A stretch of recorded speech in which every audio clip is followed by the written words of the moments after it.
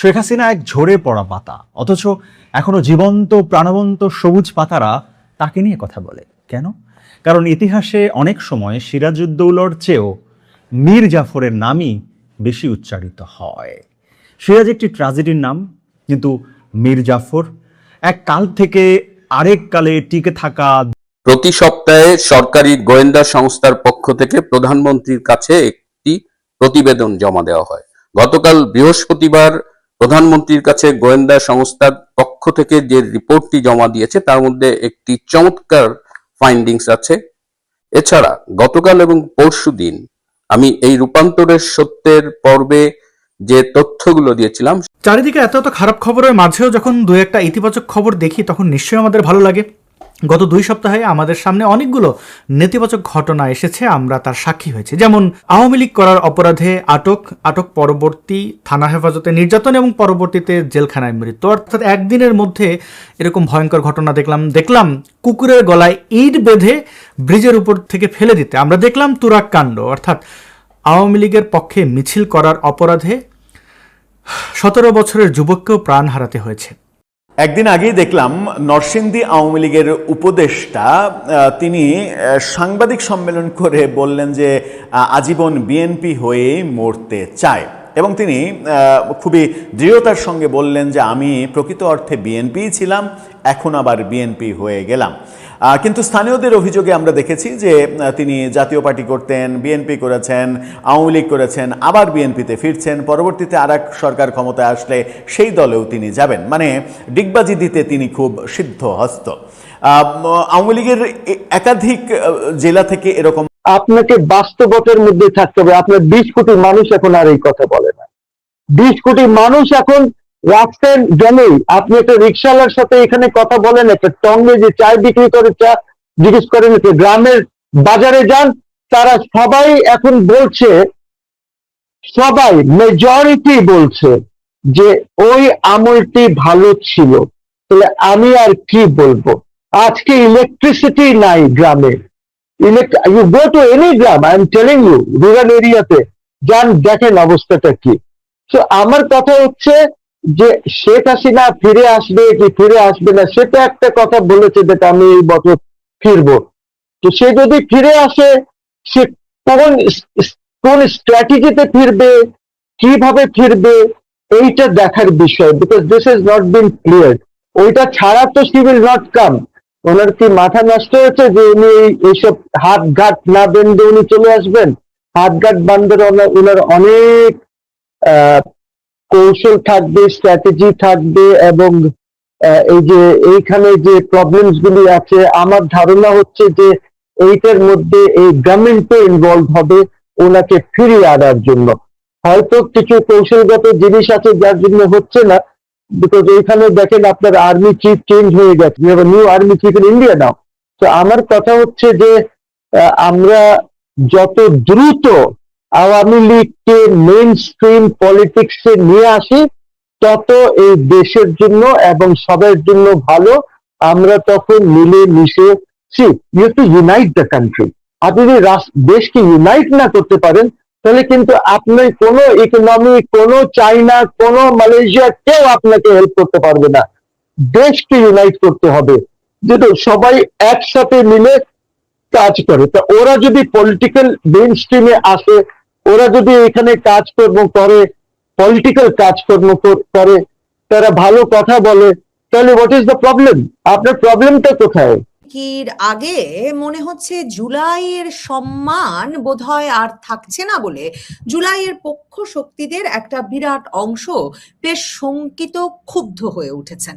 ফেসবুকে জুলাইয়ের সমালোচনাকারী বিরোধী পক্ষের নানা জনের মন্তব্য নিয়ে যেমন ব্যাপক আলোড়ন হচ্ছে, তেমনি জুলাইয়ের রাজপথে যারা ছিলেন তাদেরও একটা বিরাট অংশ যখন নানা রকম প্রশ্ন তুলছেন, স্নাইপার রাইফেল থেকে শুরু করে পরবর্তী দুর্নীতি পর্যন্ত, তখন সেসব প্রশ্নের উত্তর না দিয়ে বা না পাওয়া যাওয়ায় বরং ক্ষোভ এবং বিক্ষোভ দেখানো হচ্ছে যে এসব প্রশ্ন, এসব সমালোচনা কেন করছেন এই ব্যক্তিরা।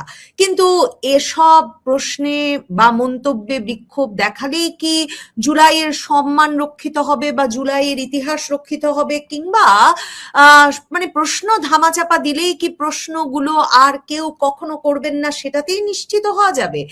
এমন দশা জুলাই আন্দোলনের 2 বছরের মাথায় কেন হলো, এ নিয়ে আলোচনায় অন্তর্বর্তীকালীন সরকারের কট্টর সমালোচক হিসেবে যিনি পরিচিত আপনাদের সকলের কাছেই, বাংলাদেশ সুপ্রিম কোর্টের সিনিয়র আইনজীবী অ্যাডভোকেট মহসিন রশিদ আমার সঙ্গে যুক্ত হয়েছেন। অ্যাডভোকেট মহসিন রশিদ, আপনাকে স্বাগত জানাই। একদিন আগেই দেখলাম নরসিংদী আওয়ামী লীগের উপদেষ্টা তিনি সাংবাদিক সম্মেলন করে বললেন যে আজীবন বিএনপি হয়ে মরতে চায়, এবং তিনি খুবই দৃঢ়তার সঙ্গে বললেন যে আমি প্রকৃত অর্থে বিএনপি ছিলাম, এখন আবার বিএনপি হয়ে গেলাম। কিন্তু স্থানীয়দের অভিযোগে আমরা দেখেছি যে তিনি জাতীয় পার্টি করতেন, বিএনপি করেছেন, আওয়ামী লীগ করেছেন, আবার বিএনপিতে ফিরছেন, পরবর্তীতে আরেক সরকার ক্ষমতায় আসলে সেই দলেও তিনি যাবেন, মানে ডিগবাজি দিতে তিনি খুব সিদ্ধহস্ত।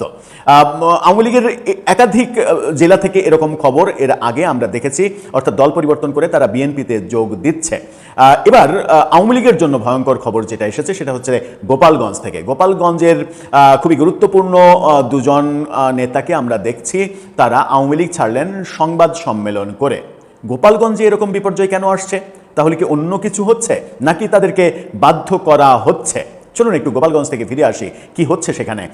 আওয়ামী লীগের এটা কত বড় উদ্বেগের খবর সেটা একটু বিশ্লেষণ করে দেখের মতো খবর। তারা কল্পনাও করতে পারবে না হয়তো যে গোপালগঞ্জে এরকম ঘটনা ঘটছে। এর আগেও কিন্তু আমরা গোপালগঞ্জে এই ঘটনা ঘটতে দেখেছি। এবার দুই নেতা পদত্যাগ করছেন। কি হচ্ছে গোপালগঞ্জ আওয়ামী লীগে? আওয়ামী লীগ যদি গোপালগঞ্জেই দুর্বল হয়ে পড়ে, এরকম ঘটনা যদি গোপালগঞ্জেই ঘটে, তাহলে সারা দেশে তারা যে ফিরে আসার পরিকল্পনা কিংবা ছক করছে এবং শেখ হাসিনা নিজে ফেরার ঘোষণা দিচ্ছেন, সেটা বাস্তবায়ন করতে কি তাদের মানে অনেক বেশি কষ্ট করতে হবে না? চলুন একটু গোপালগঞ্জে যাই। কালের কণ্ঠ কি বলছে? গোপালগঞ্জে কার্যক্রম নিষিদ্ধ আওয়ামী লীগের দুই নেতার পদত্যাগ। কেন পদত্যাগ করলেন চলুন একটু জানি। গোপালগঞ্জের মকসুদপুরে সংবাদ সম্মেলন করে কার্যক্রম নিষিদ্ধ আওয়ামী লীগের দলীয় পদ ও সদস্য পদ থেকে পদত্যাগের ঘোষণা দিয়েছেন মকসুদপুর পৌর আওয়ামী লীগের দুই নেতা। আজকে সন্ধ্যায় আওয়ামী লীগের সাধারণ সম্পাদক লুৎফর রহমান মোল্লার নিজ বাড়িতে আয়োজিত সংবাদ সম্মেলনে এই ঘোষণা দেয়া হয়।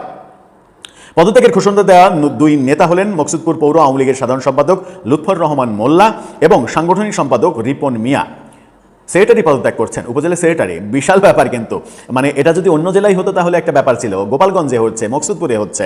সংবাদ সম্মেলনে লুৎফর রহমান মোল্লা বলেন তারা দীর্ঘদিন ধরে মকসুদপুর পৌর আওয়ামী লীগের সাধারণ সম্পাদক ও সাংগঠনিক সম্পাদক হিসেবে দায়িত্ব পালন করছেন। তবে শুক্রবার থেকে তারা আওয়ামী লীগের সদস্য পদ সহ দলের সব পদ থেকে পদত্যাগ করছেন। তিনি বলেন আজকের পর থেকে আওয়ামী লীগের সঙ্গে আমাদের আর কোনো সম্পর্ক থাকবে না। সংবাদ সম্মেলনে স্থানীয় গণমাধ্যম কর্মীরাও উপস্থিত ছিলেন। তারা পদত্যাগের ঘোষণা দিচ্ছেন, কিন্তু তারা নতুন কোনো দলে যোগ দিচ্ছেন কিনা সেরকম বক্তব্য দেননি। তারা পদত্যাগের ঘোষণা দিচ্ছেন, তার মানে এখানে ডালমে কুচকালা হয়। হয়তো তারা নিজেদের জীবনের নিরাপত্তার কারণে কিংবা বাইরে উপজেলা আওয়ামী লীগের সাধারণ সম্পাদক হয়েও, পৌর আওয়ামী লীগের সাধারণ সম্পাদক হয়েও যে গ্রেপ্তার হননি, বাইরে আছেন, এই বাইরে থাকাটা নিশ্চিত করা, কোনো ধরনের ঝুট ঝামেলার মধ্যে না যাওয়া, এবং মানে হয়তো কারো সঙ্গে এক ধরনের মানে হয়েছে, সমঝোতা হয়েছে যে তারা যদি আওয়ামী লীগ থেকে পদত্যাগ করে এবং সংবাদ সম্মেলন করে তাহলে তাদের উপরে কোনো ধরনের পুলিশি নির্যাতন আসবে না, কোনো ধরনের মব জাতীয় কিছু হবে না। ব্যাকগ্রাউন্ডে সেরকম ঘটনা থাকতে পারে, নতুবা এই ঘটনা কেন ঘটবে? তারা কিন্তু কোনো কারণ উল্লেখ করেনি যে এই কারণে আমরা পদত্যাগ করছি, এই কারণে দল করতে পারবো না, কিংবা আজকে থেকে আমি ওই দলে যোগদান করব। যেমন নরসিংদী জেলা আওয়ামী লীগের উপদেষ্টা তিনি বলেছেন যে আমি আজকে থেকে বিএনপি হয়েই মরতে চাই। তার মনে হয়েছে সরকারি দলে থাকা উচিত, খুব পরিষ্কার, তিনি পরিষ্কার করেছেন। কিন্তু এই ক্ষেত্রে গোপালগঞ্জের এই দুই নেতা পরিষ্কার করেননি, তার মানে ভেতরে রহস্য রয়েছে। রহস্যটা কি সেটা যেমন ইম্পর্টেন্ট, রহস্য যদি নেগেটিভ রহস্য হয়, তাদেরকে যদি ভয় ভীতি দেখিয়ে হুমকি ধামকি দিয়ে এটা করা হয়, তাহলে বাংলাদেশের রাজনীতির জন্য এটা অশনি সংকেত। এই ঘটনা ভবিষ্যতে আরও ঘটবে, অন্য দলের ক্ষেত্রে ঘটবে, এবং এই সংস্কৃতি, এই রেওয়াজ, এটা খুবই বাজে অবস্থার দিকে নিয়ে যাবে। আর যদি মনে হয় যে তারা নিজেরাই মনে করছে যে আমি আর এইগুলো রাজনীতির ফ্যাসাদের মধ্যে থাকতে চাই না, স্বাভাবিকভাবে জীবনযাপন করতে চাই, সেটা ভিন্ন কথা। ঘটনা যেটাই হোক না কেন, এটা আওয়ামী লীগের জন্য একটা বড় বিপর্যয়কর ঘটনা।